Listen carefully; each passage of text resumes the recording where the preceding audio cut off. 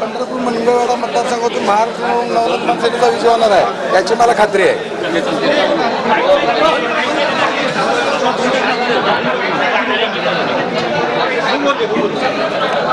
या ठिकाणी सगळ्यात महत्त्वाचा मुद्दा बेरोजगारी आहे.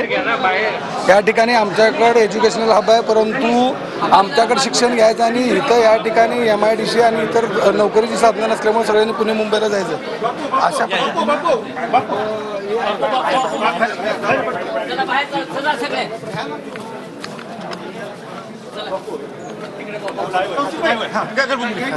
पंढरपुरातून उमेदवार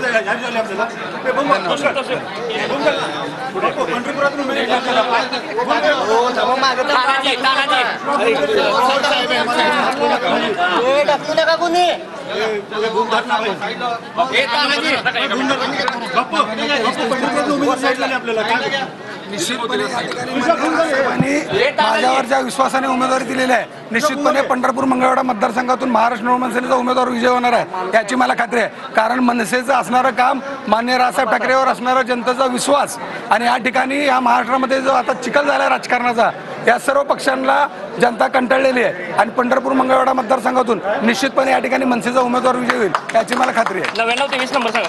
99-23-33-45 कोणी असू द्या, त्या ठिकाणी राजसाहेबांचा उमेदवार विजय होणार. कोणी असू द्या,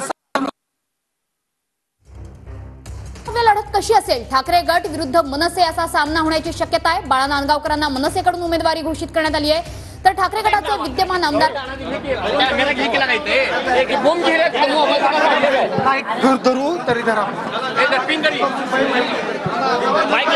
नाही अजून काहीच केलं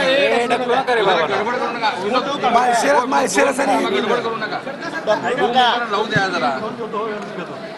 बापू काय म्हणाला नंबर? 99-23-33-45 राहू